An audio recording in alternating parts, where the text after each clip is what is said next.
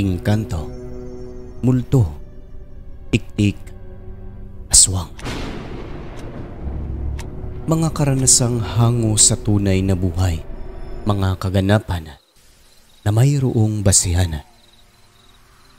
Bago ko simulan ang kwento, ay dalangin ko sa Panginoon, bigyan tayo ng proteksyon, lakas, at yakapin ang mga taong nagdurusa. In nomine Jesu Christi. Amen.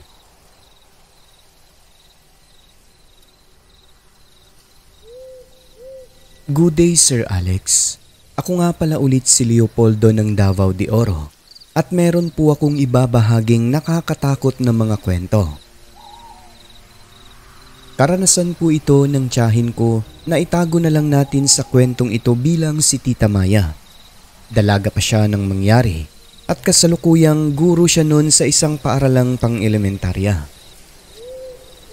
Ang tiyahin kong ito, sir, ay maganda. Nagmana sa nanay na may pagka-mistisa ang beauty. Simple, palakaibigan at tahimik na babae. Malakas ang pakiramdam patungkol sa mga kakaibang entity sa paligid at open ang third eye niya nung time na yon. May naikukwento siya sa amin dati. Sa paaralan daw sa may malaking puno ng mangga at talisay likod na bahagi ng kanyang classroom, merong engkanto na kung tawagin ay kapre. Namamataan niya raw ito ng mga 3:00 ng hapon, yung tipong kumukulimlim o medyo madilim ang kapaligiran.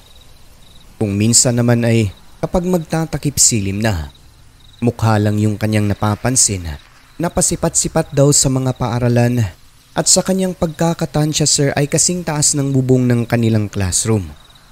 Hindi niya matignan ng diretsyo kasi napakapangit daw ng hitsura. Nababalot ng itim na balahibo ang buong mukha.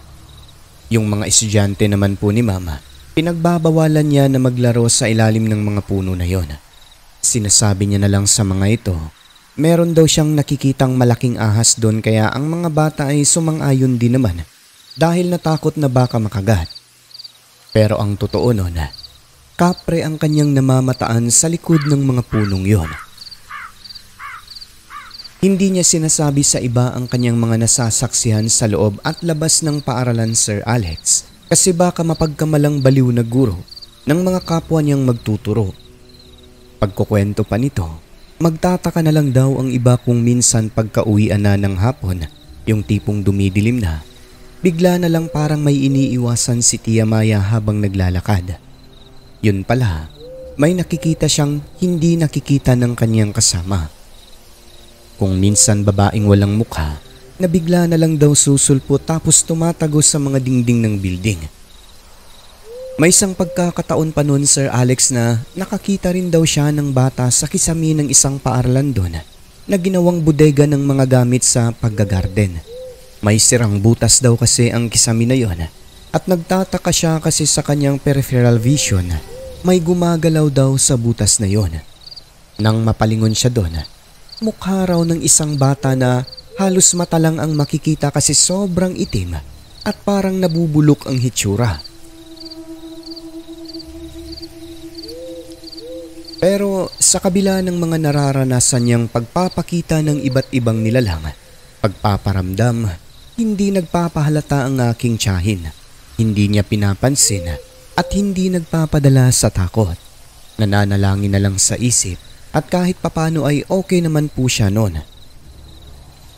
Sa paglipas ng panahon, merong isang gwapong lalaking nakasuot ng pulong puti, yun daw lagi ang damit.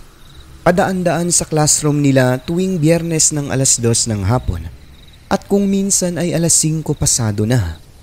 Iba't ibang polo ang suot pero lahat ay kulay puti.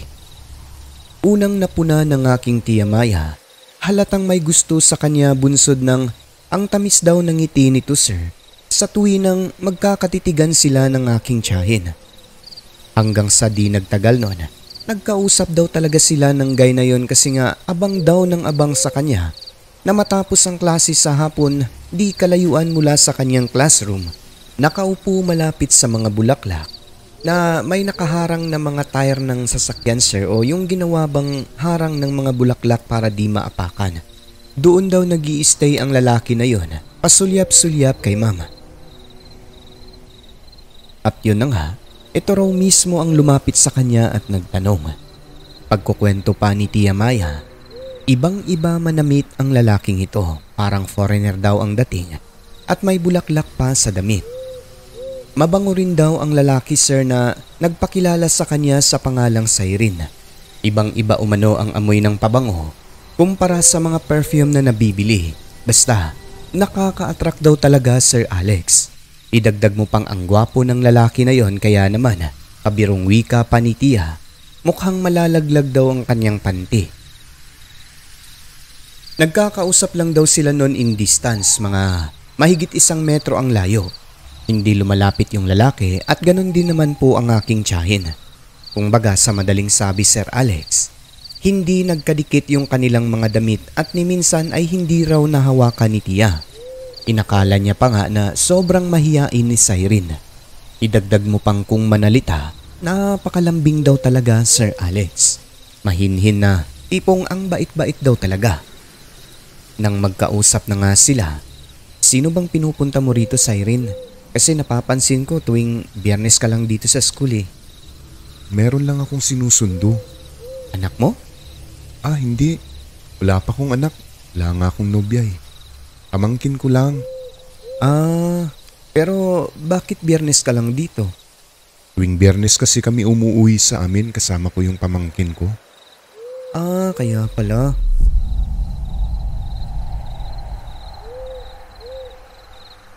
Naging madalas pa ang kanilang pag-uusap Sir Alex.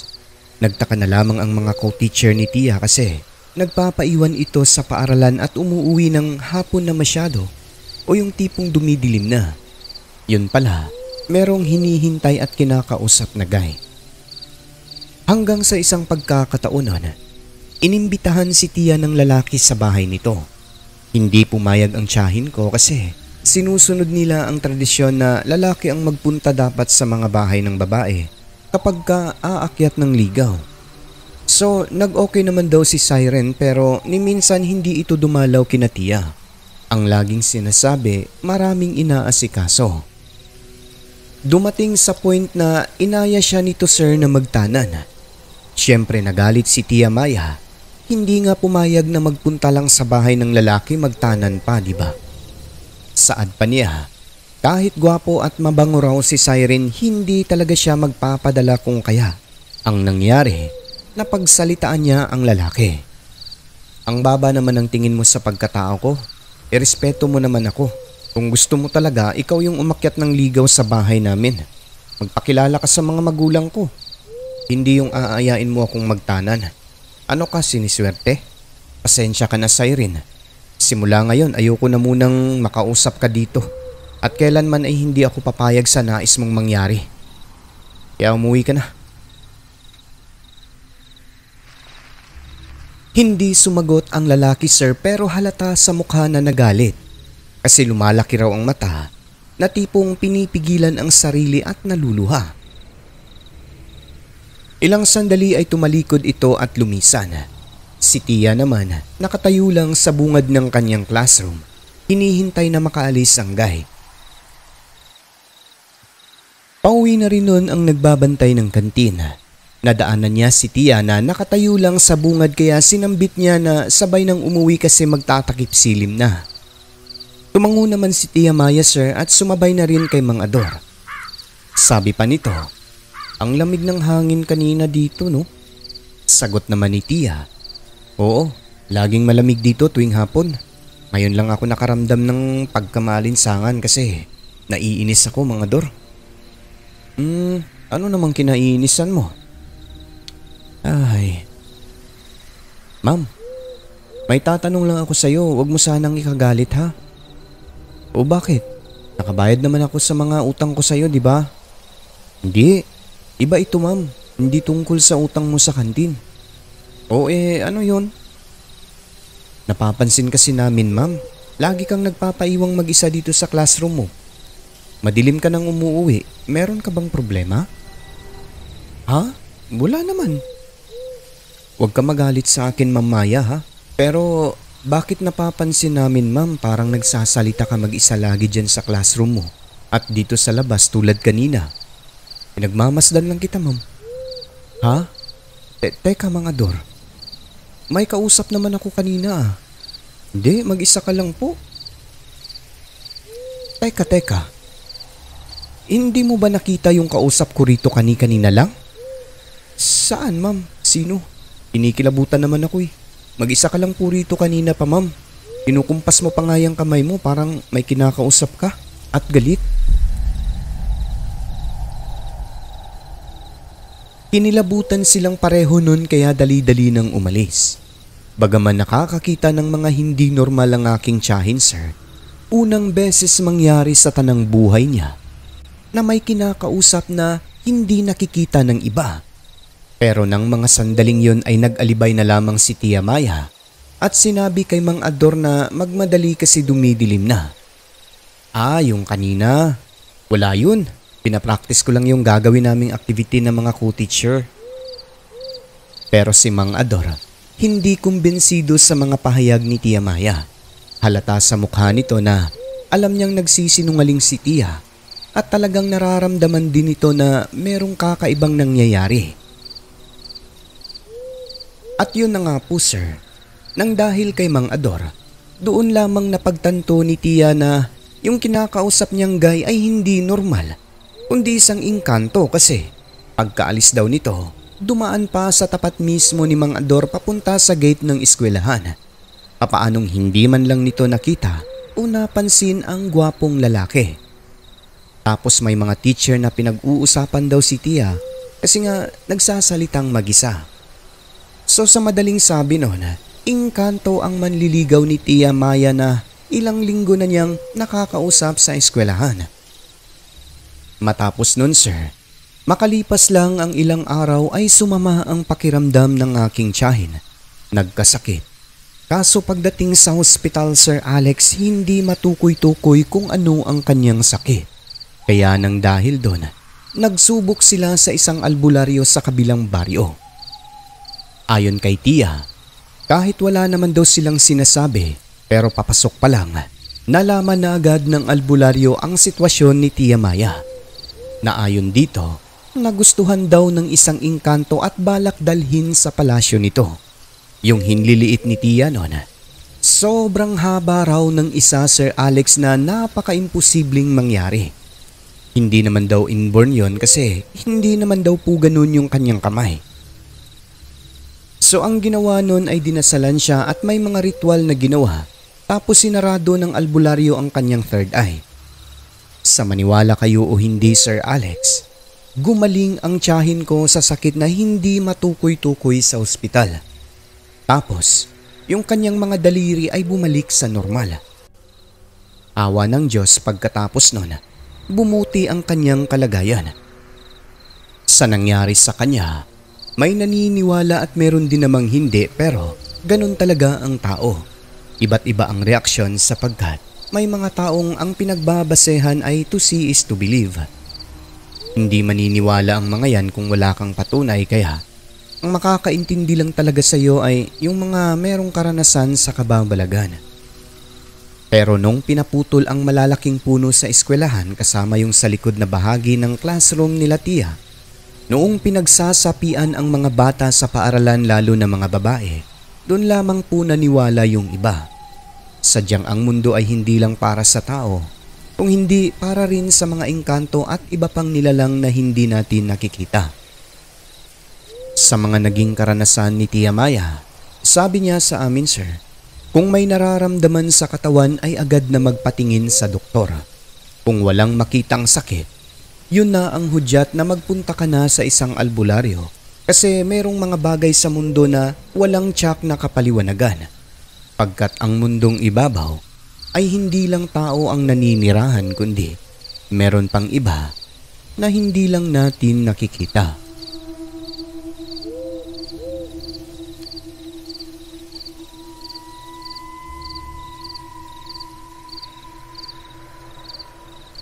At eto naman po sir ay kwento ng aking lola sa mother's side noong panahong ipinagbubuntis niya si mama. So meaning, Matagal na panahon na po itong nangyari. Nakatira pa sila noon sa isang baryo na sobrang tahimik gawa ng malalayo ang agwat ng mga kapitbahay. Iba raw ang panahon noon sir kasi halos wala pa masyadong tao sa baryo nila kahit hindi naman bundok. O konti pa lang daw talaga ang tao sa lugar na yun tapos bisikleta lang ang gamit nila kaya pati kalsada ay sobrang tahimik. Ang bahay nila ay simple lang, gawa halos sa kawayan maliban sa bubong kasi yari iyon sa dahon ng nyog o yung nipa na tawag. So fast forward na tayo. Isang araw, nagkaroon sila ng kapitbahay. Hindi kapitbahay na tabi lang yung bahay nito kundi malayo po yun Sir Alex, mga 5 minuto o mahigit ang lakaran. Katagalan, nakilala nila lolo at lola ang matandang mag-asawa na yon na matanda pa sa kanila ng ilang taon. Normal lang naman daw na magkakakilala sa araw ng pamilihan sa Tabo kasi nga nagkikita-kita ang mga tao roon. Idagdag mo pang konti pa lang yung mga tao noon kung kaya kahit sa mukha ay makikilala raw talaga nila ang mga tao. Lahat daw ng mga tao kapag ka magkakasalubong sa daan, kung hindi nagsasambitan ay nagtatanguan. So hayun na nga po Sir Alex. Nakilala nila ang mag-asawa na yon kasi namamansin naman daw talaga yung babae kay Lola. Parang sabik na makikipagkaibigan. Base sa kwento ng mga ito, nagmula sila sa isang lugar sakop ng Bisaya. Hindi ko na lang babanggitin ang pinakalugar bilang pagbibigay respeto at isa pa baka sabihin na naninira tayo rito, di ba? So palipat-lipat lang daw ang pamilyang ito buhat ng wala naman daw silang sariling lupa o kung baga nakikitira lang sa mga kakilala. Mula sa Lanao, lumipat ng Cagayan hanggang makarating sa Davao kung saan nakatira si lolo at lola ko dati. Ang unang napuna nila sa 2 matanda na yun sir, yun bang maitim daw ang palibot ng mga mata nito katulad ng taong kulang sa tulog tapos namumula pa. At panay kusot kapag nakikipag-usap. Kung baga ayon kay Lola, parang laging napupuwing. Makalipas ang ilang araw noon, merong bumibisita at umaaligid sa bahay nila Lola tuwing hapon sir. Mga alas 4, alas 5 at kung minsan ay gabi na. Isang malaking itim na aso na nakakapagtakabunsod ng ang layo-layo ng mga kapitbahay sa lugar nakarating doon. At dahil maganda ang aso na yon, binalak pang kupkupin ni lolo kahit malaki na ito sa pamamagitan ng pagpapakain sana para may kasama yung isa pa nilang asong nakatali. Kaso sa tuwing lalapitan niya ito, tumatakbo naman palayo. Kung minsan, nagkukubli lang sa mga kakahuyan kaya inakala rin nilang nais magpaalaga. So ang ginagawa na lang nila lolo, tinatapunan ng mga pagkain pero hindi naman kinakain.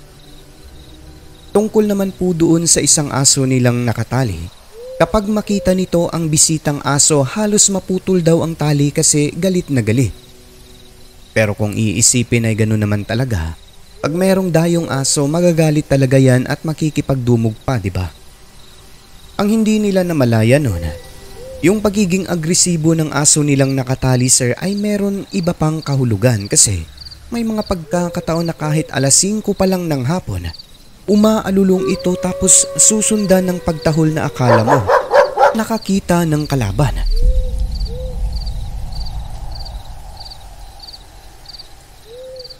Yung lolo ko po sir ay merong baril na panahon pa ng hapon, yung mahaba na merong lagayan ng kutsilyo sa dulo. Bukod sa kanya, halos lahat ng mga kakilala niyang kaidaran sa lugar nun ay meron ding mga baril pang depensa. Isang gabi, yung lolo ko ay nagising dahil yung aso nila ay patahol-tahol tapos parang nagsasalita ng hating gabi. Nakahiga lang ang lolo ko noon habang nakikiramdam kasi baka may magnanakaw at tangayin yung kanilang alagang kalabaw. Mahirap pa ang sitwasyon sapagkat ang ilaw lang nila noon ay gasera kaya mahigpit din talaga si lolo sa pagbabantay sa mga alaga nila. At kapag nakakaramdam na parang may kawatan sa paligid ay naaalerto siya. So maya-maya noon, sa tulong ng liwanag ng gasera sa loob ng kwarto, meron siyang napansin na kulay pulang maihahalin tulad sa sinulid sir. mula sa bubong tapos gumagalaw yung nipa na parang dahan-dahan na hinahalukay. Si Lolo naman, dala ng pagtataka kasi hindi masyadong maliwanag ang porsyon na yon. Hinayaan niya lang at pinagmamasdan sa pag-aakalang tuko lang. Yung tuko kasi kapag ka nasa kisamihan ng mga nipa, hindi mo yan maklaro. Pero yung sinulid ay klarong-klaro daw talaga at kulay pula. So habang pinagmamasdan sir, ilang sandali noon, dahan-dahan na bumababa yung sinulid na kulay pula, straight sa tiyan ng lola ko kung saan siya nakahiga kung kaya. Doon na tumayo si Lolo tapos agad ginising ang lola ko. Pagkagising nito sir, agad na umiwas si Lola sa bagay na yon at sabi niya kay Lolo, putulin daw dahil baka dila ng aswang. Parang nakaramdam yung nilalang sa ibabaw kasi bumalik daw paangat dahan-dahan yung parang sinulid na yon. Tapos bigla na lang ang bilis na parang hinablot Sir Alex at lumusot ito sa maliit na butas ng bubong tapos narinig na lamang nila na may pumapagaspas at lumipad palayo. Kaya nasabi ni Lolo at Lola, dila ng aswang ang bagay na yon. Kung nalaman daw agad ni Lolo di sinsanay, binaril na lamang niya ito. Simula noon, gabi-gabi nang nagbabantay ang lolo ko sir kay Lola. Nagkaroon din siya ng paghihinala sa asong itim na malaking pabisi-bisita sa kanila ng hapon at gabi. Ang mga bala ng baril pinadikitan niya ng mga butil ng kanin. Pinatuyo lang kasi sumparaw po yun para tablan ang mga aswang na may bertud na kung tawagin ay kabal. Wala pa silang pinagdududahan kung sino ang aswang na yon kasi nga sa tagal nilang naninirahan sa lugar wala naman pong pinag-uusapang bantog doon. Mga engkanto at lamang lupa, marami pa, pero aswang, nung kang may marinig kang pinag-uusapan.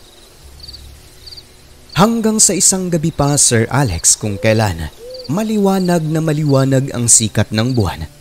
10:00 pasado ng gabi nag-iingay ang kanilang aso at parang nagsasalita.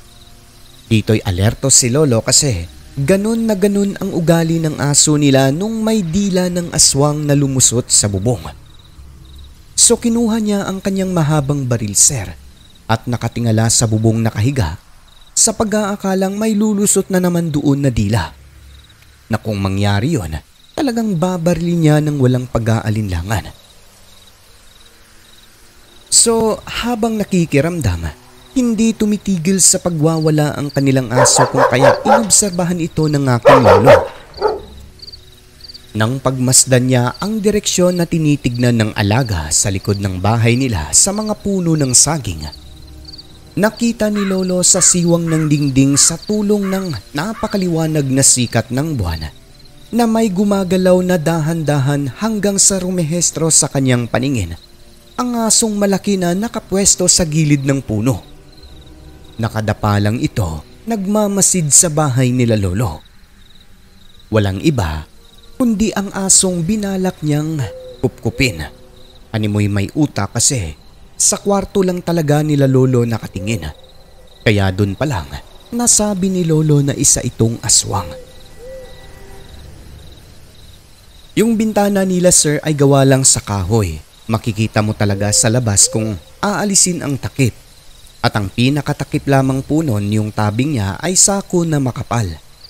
Hindi makakalusot ang kamay ng tao pero bunganga ng baril ay pwedeng-pwede. So ang ginawa ni Lolo, lalo pat sanay ito gumamit ng mahabang baril. Pinalusot niya sa bintana ang bunganga nun at inasinta ang asong hinala niya ay isang aswang na ang pakay ay si Lola na nagdadalang tao. Isang putok lang. Kitang-kita niyang bumaliktad talaga ang aso pagkatama ng bala. Malakas ang talsik ng lupa, umusok sa lakas ng impact. Saad pa ni Lolo, madudurog talaga ang aswang na yun bunsod ng malaki ang bala ng baril. Pang sniper yun eh. So agad na lumabas ang lolo at lola ko noon para tignan yung sitwasyon ng kanyang binaril. Ngunit laking pagtataka na lamang ng dalawa sir nang lapitan nila yung pwesto. Wala silang nadatnan dun pero merong konting bahid ng dugo. So ibig sabihin natamaan din talaga. Sa isip-isip ni Lolo, maaaring nadaplisan lang kaya hindi napuruhan kasi medyo distansya rin po yun mula sa bintana kung saan siya pumwesto. Kinabukasan, nang balikan yung pinagpwestuhan ng asong hinala nila'y aswang, hindi masundan kung saan papunta kasi konting dugo lang talaga ang nakita nilang naiwan sa lupa. Ganun pa man, ayon kay Lolo, magtatanda ang aswang na yon. Simula nun sir, hindi na nila nakikita yung mag-asawang parang laging napupuwing sa tabo. Nalaman na lang nila bandang huli, umalis na ang dalawa at yung lalaki ay may sugat daw sa may leeg, tapos hirap kumilos. Bagaman walang sapat na katibayan, malakas ang paniwala ng aking lolo at lola na yung mag-asawa na yon ay parehong mga aswang. Sila umano malamang ang pabalik-balik sa bahay nila lolo sapagkat simula nung umalis ang mga ito ay hindi na nag-iingay yung mga alagang aso nila. Nawala rin po yung asong malaki na pabalik-balik doon. Natingin ni lolo ay yung lalaki daw. Well, ikaw ba naman barilin ng pang-sniper na baril? Babalik ka pa ba, diba? Minalas-malas lang buhat ng may alam din ang aking lolo kaya ayon. Buti na lang daw aniya at nabuhay pa. Naswerte lang siguro baka nadaplisan lang talaga ng bala. Sumatapos nun para makasiguro, naglagay ng mga pangsupil sa aswang ang lolo ko sa bubong Sir Alex. Mga pinatulis na bagakay upang kapag may wakwak na lalapag doon ay siguradong matutusok. Kapag masugatan daw ang aswang sa pinatulis na bagakay, hindi maghihilom at kung malas-malasin ito ang maging mitya ng kanilang buhay. Bukod doon, ang mga baril ni lolo ay walang sinasanto. Mapaaswang ka man dyan o kung anong masamang nilalang. Sa ngalan na may alam siyang pangsumpa, sa oras na matamaan ng bala ay talaga namang tatablan aaray at magtatanda ka talaga.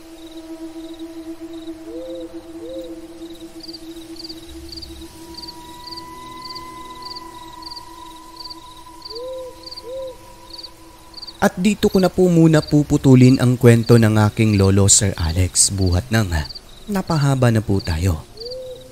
Hindi man gaanong nakakatakot ang kwentong ito, ngunit ang karanasan ay hango po sa tunay na pangyayari.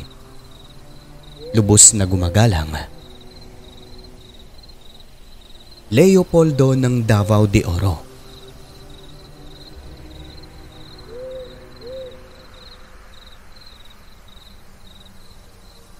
Ang mundong ating ginagalawan ay nababalot ng kaiwagaan na tanging ang Diyos lamang ang siyang may kasagutan. Ako po si Alex at ito ang Southern Mindanao Creepy Experience.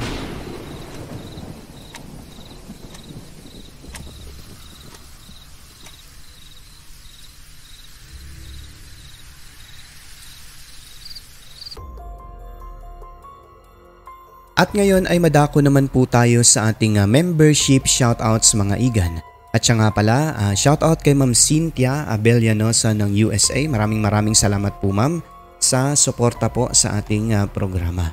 Shoutout unang-una kay Ma'am Susana Dorn na bagong member natin, no, channel member dito sa SMCE, no. Thank you po ma'am sa pagpapahayag ng suporta. Pangalawa kay Samantha Cruz, no, na idol ang pinili. Thank you very much po ma'am. At syempre binabati rin po natin si Cheng's Channel 10 months member na, si Liam. Kay Darlene Kabatuan na 44 months member na, no. Kay Ramonita Berdugo, maraming salamat po. Kay Lavi Del Rey na 39 months member na, LCD Acosta 40. Kay Rosary Jayarante na 2 months member na, no, Story Hike Subtotski 29 months. Kay Patrick Tahuloza na 3 months member na, Esmeralda Jucare 7 months. Kay Rose Kim na 10 months member na, Jeffrey Bunyad 18. Kay Johnny Zel Alviola na 20 months member na, Jim Semilia 24. Kay Luis Elmido na 19 months member na, last but not the least, kay Madam Christine Ozon na 44 months member na, no? And maraming salamat po sa inyo mga kaibigan ko, mga tunay na supporters dito sa Southern Mindanao Creepy Experience. Ulit,